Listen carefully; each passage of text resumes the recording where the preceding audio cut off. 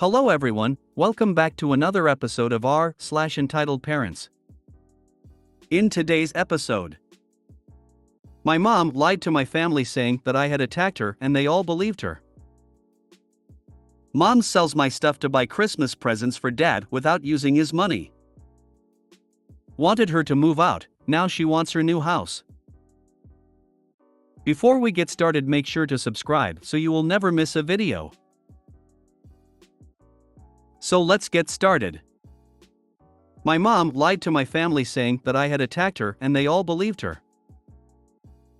I've been struggling with so many shit lately. My uni friend passed away 3 weeks ago and my mom ***ing about myself not feeling well just makes it worse. Things like, take that look off your face, it's not that bad, just stop being sad, you're using your friend's death as an excuse to be lazy, you're not depressed, you're just manipulating me, and that kind of stuff. One day I had a complete meltdown because she was arguing with me over something stupid. I asked to stop because I didn't want to argue, but she didn't, so I lost my mind and just yelled at her everything I taught of her, everything I've always wanted to say. She ran into her room, locked herself in there and called my aunt saying that she needed help because I was attacking her. Now all my family thinks I'm a monster and that I was abusing my mom. Of course I said I didn't attack her, I just screamed everything I had in my mind because I was tired of my mom's bullshit, but nobody believed me. She just played innocent. So now my family thinks I'm an abusive daughter. This is your cue to go no contact with your mother and low contact with the others. Sorry about your friend. You need to find a place to live, stay away from mom, before she has you arrested by spreading lies. My mom did that to me for years. She had everyone in the family convinced I was evil and always doing horrible things and that she was the nicest person ever.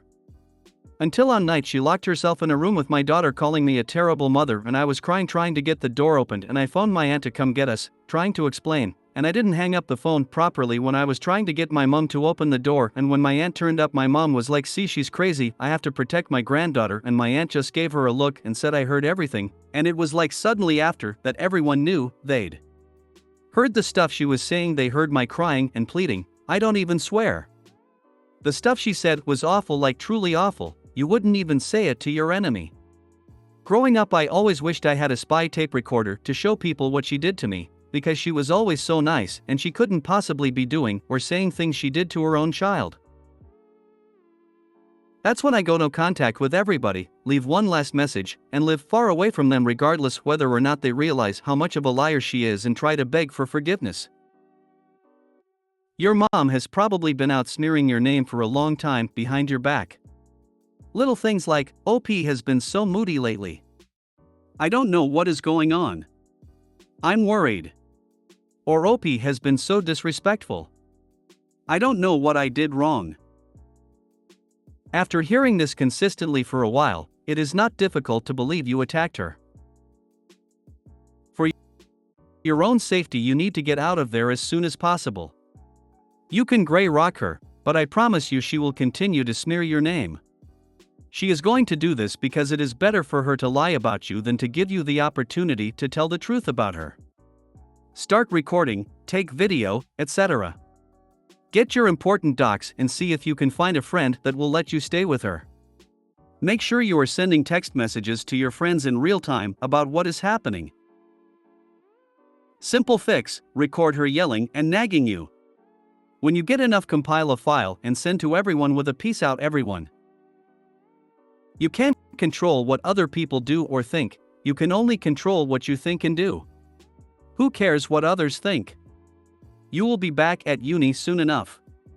Keep your head down and just count the days. Mom sells my stuff to buy Christmas presents for dad without using his money. Okay, I have an entitled mom. She does things her way, and devil take the hindmost. But this story is really the first couple of times I realized she was entitled. I'd been a novice guitar player, and while I enjoyed it, I wasn't a fast learner. Still, I had an acoustic guitar that I dearly loved. Then, one day I didn't have an acoustic guitar.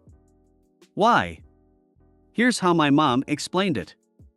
I hate to take dad's money to buy him a Christmas present, So I sold your guitar, after all, you weren't using it. Yeah, right. I practiced every day except on days when my other passions, the Boy Scouts, comic books, etc., got in the way. I'd even been talking about starting a band and practicing in our basement. Do you begin to see another motive for selling my guitar when I wasn't looking? Not surprisingly, though it was a surprise at the time, she refused to replace my guitar when I told her I wanted it back. Another example, not quite so clear-cut, but still, backstory. My dad served in the Navy, in the Pacific, during WW II, and as a souvenir, he brought back a Japanese Army rifle, an Arisaka. Now I knew even as a teenager that Dad didn't see land combat, so he must have bought the rifle from a Marine or soldier, but still, it was a rifle and therefore way cool. I'd started shooting targets while in the Scouts at summer camp, and I quickly realized I had a gift for that. I later went on to shoot on the college rifle team, so yeah, I was good. And as the only son, I figured the rifle would be mine when I turned 18. But no, one day I found the rifle gone, and yeah, Mom sold it to buy Dad a Christmas present, but not with his money. She didn't work out of the home, so earned no money of her own. One final story about entitled Mom. When I went off to college, I did two things. I bought a reel-to-reel tape recorder. At that time, this was state-of-the-art, and copied all of my extensive collection of records onto tape because they were easier to store in a dorm room. I left my albums at home, but I had not abandoned them. Until my mom sold them without asking, and these I'd bought myself. There wasn't even the excuse that I bought you your guitar, so it's mine to sell if I want. When I found this out, I went ballistic. Then, a horrific thought hit me, and I raced up to my room and my comic book collection was gone. "You're too old to collect comics," she explained, then again noted that this was the only way she could afford to buy Dad a birthday present without using his money. Now sure, these were well-read comics, but still. I had the first, and the first 100 or so, Fantastic Four comics. The first, and first 100 or so, Spider-Man comics. The first, well, you get the picture. Even well-read comics, if they date back to the origins of Marvel as a comic powerhouse during the Stan Lee/Jack Kirby days, are worth thousands or more today. But only if you actually still own them. Sigh. Did I mention that Mom died a multi-millionaire, but she made sure that us kids got nothing? Most of her estate went to St. Jude's, a good charity, but with her wealth, sharing even a small percentage of that wealth would have still left St. Jude's with many millions. But, as the song goes, and she's buying her way to heaven. Or so it seems to me. Sounds like your mother was a witch and just wanted to control you. Mom was a force of nature, and wanted to control everything and pretty much everyone. I wouldn't call her a witch, but she had no issue with getting her way. She'd been raised an only child. Turns out she had a brother nobody in the family knew about, and that's why this is posted in Entitled Parents, because she was entitled, that is. I say this, and please forgive me for it, but at least now, even if you get some things, say is a gag gift for yourself, a Funko Pop, or say a comic or anything else, even as an adult you could always yell out because you know she can't do anything, "Hey Mom, I have something that gets in your way." What the hell are you gonna do? Oh wait, nothing, you're freaking dead. I know it's cruel to say, but sometimes the pettiness that you want to say something because it'll hurt. Their feelings can actually be cathartic when you say go up to the grave, and as you say, if she didn't leave anything, you can always go to the grave and say, hey, guess what, you bought your way in heaven, but nobody's gonna love you or remember you cause you're a worthless person. Sorry for being so blunt, but it just seems to me that she wanted you to suffer and not let you be happy with any interest and just be extremely cheap. And if you don't mind now that she's been gone, has your life improved, or do you still feel the shadow of her control over you if you do anything? I feel your pain. When I moved out of home into a share house, my mom burned all my comics I had stored in the spare room because I was too old for them and she wanted to renovate the spare room.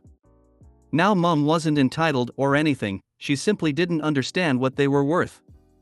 If they had been books, she never would have touched them. I just wish she'd asked me first and I would have picked them up.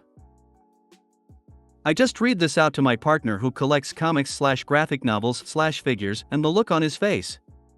I swear his jaw dropped and his mouth was open so wide I could have fitted a small melon in there. My mom gave a cardigan of mine to a sister who lives in another country, so do I. But I see if she favorites her daughters, whatever. But she always tells me, it's okay, it's fine to leave stuff at home because she can totally keep an eye on it for me. She lies. I wouldn't have minded this sister taking my things, but on a note, she came to visit me in the UK. Complained to all her relatives I have nothing in my house. Said she would rather be with her own relatives, but has been going on telling everyone the most important thing was to see me because I had been ill. It's about the way she manipulates me into giving my stuff away and claims I don't know how to be a good person. Then she says she wants to see me but proves it's not true. Always giving away my personal belongings to someone else without my permission. And yet, I keep believing her after each and every time. Not sure what else my dysfunctional family wants. Wanted her to move out, now she wants her new house. When my friend was 19, she lived with her father, stepmother and half-sister in a 4-bedroom house.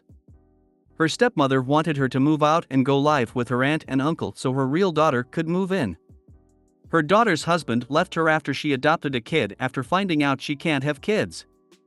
The husband wanted biological children. Her bedroom was going to her stepsister and the 4th bedroom going to the granddaughter. Her aunt and uncle decided to have a custom-made shed transformed into a 4-bedroom house. Her aunt and grandmother decorated the house. It's beautiful, I'm seen it. Her stepmom saw it and immediately wanted her daughter to have it because she need her own place and it's too much house for just one person. Her father finally told his wife no, it's his daughter's house, to leave her alone. Her stepmother was giving her the side eye the entire time during the housewarming party.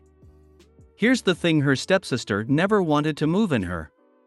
Her stepsister is nice and her father did the same thing, turned a shed into a nice house. Several parishes from her mom. The stepsister and a new job and kid has adjusted well with a new school. My friend's boyfriend moved in with her.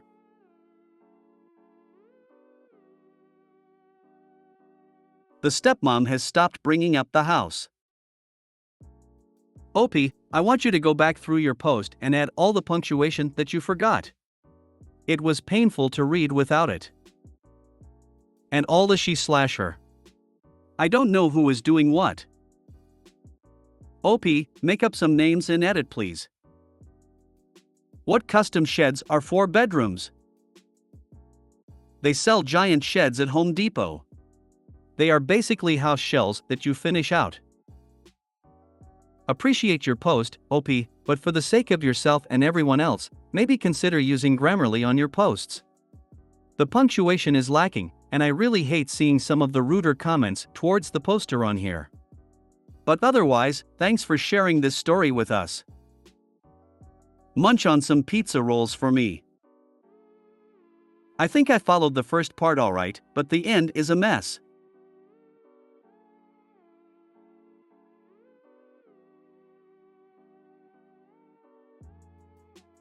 If you made it to the end of the video, thanks for watching. Don't forget to like, subscribe and share, and we will see you in the next video.